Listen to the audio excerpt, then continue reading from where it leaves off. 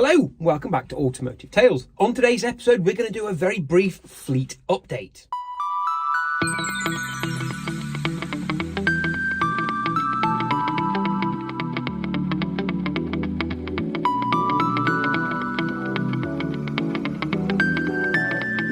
So, as you'll be aware, the Automotive Tales fleet is vast and growing and full of project cars.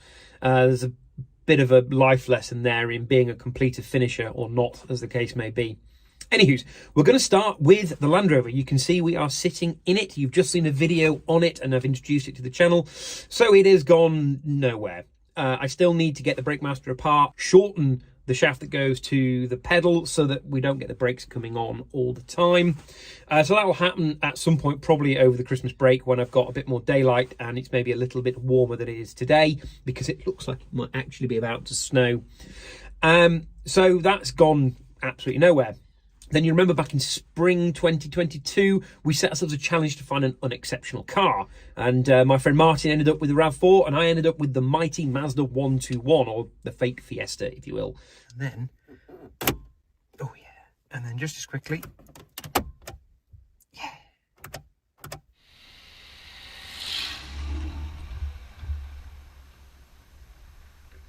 That has found a new home. It hasn't gone to the new home yet.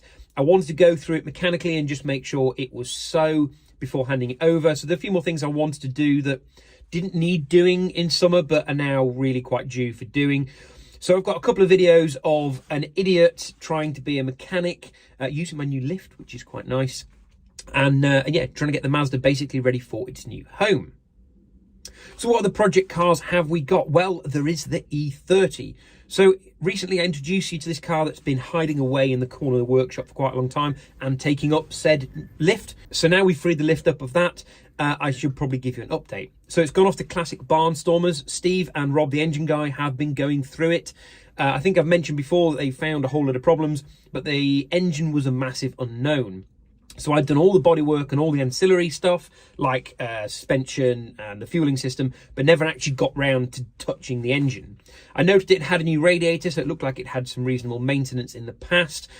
But it turns out that new radiator was the previous owner hunting a overheating problem.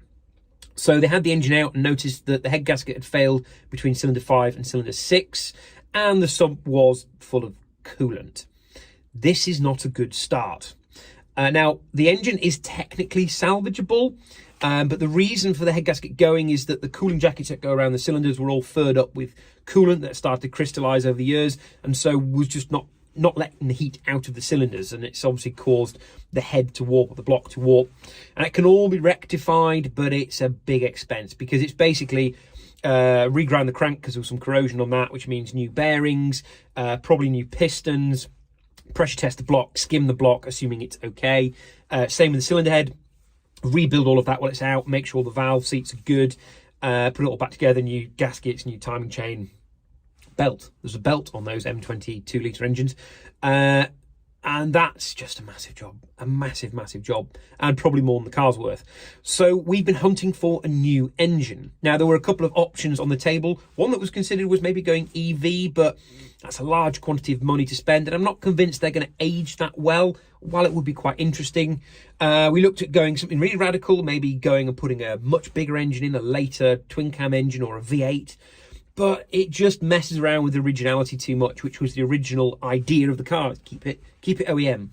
So we looked at, therefore, two options, which was try and find a direct replacement 2-litre engine, or get the slightly more capable 2.5-litre engine from the 325.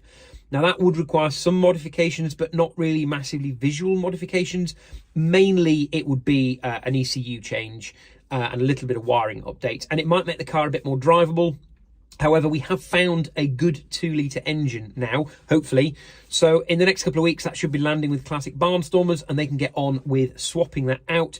And then in the new year, we should start to see progress in terms of the car running, and then going through some of the little bits that we spotted when the car was being taken apart at classic barnstormers. There's not a bit of corrosion needed looking at.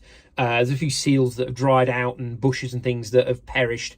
Even since they've been replaced, it's been sitting in the garage that long. So we are seeing progress, but it's a bit slow. Other project cars you'll be familiar with, first of all, the Clio, which you can actually see here.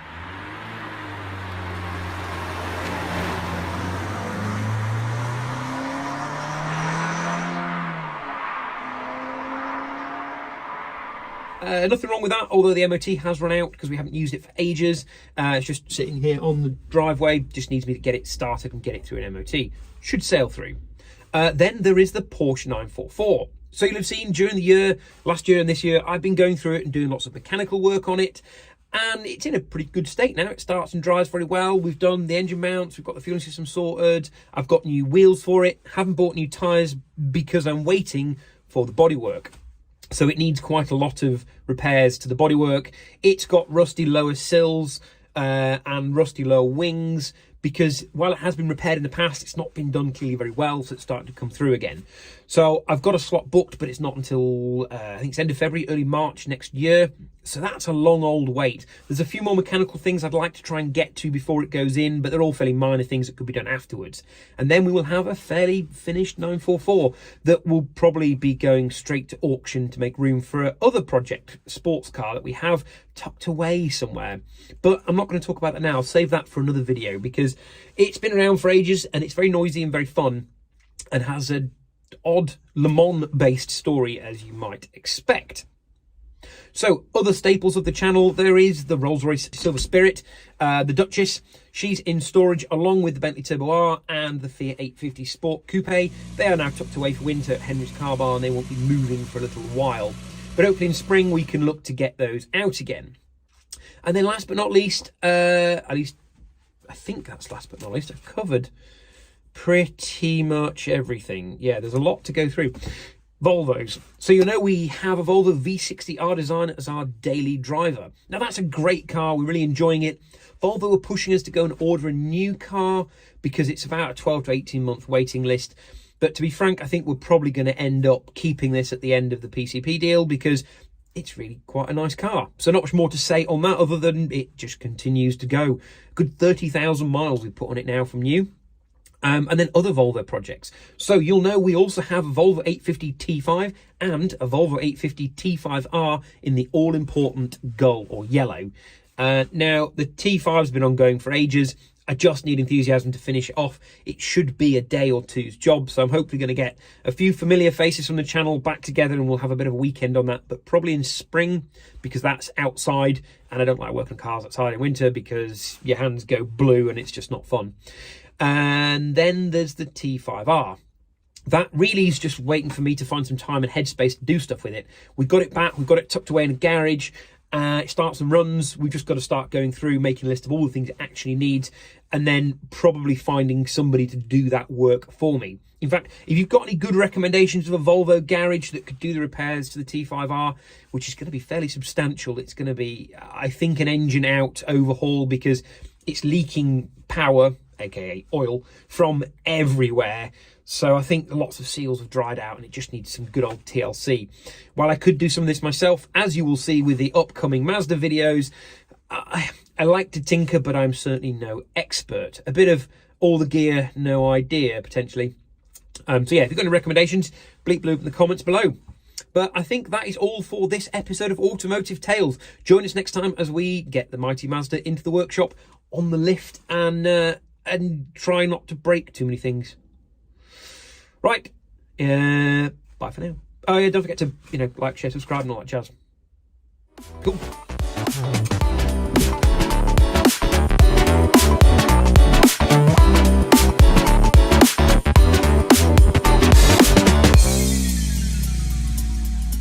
Don't forget to like, comment, share and subscribe.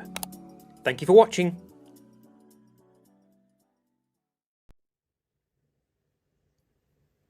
We also have some cool new stash for Automotive Tales, ready to celebrate 1,000 subscribers. So don't forget to like, share and subscribe, and we'll be giving some of this cool stuff away.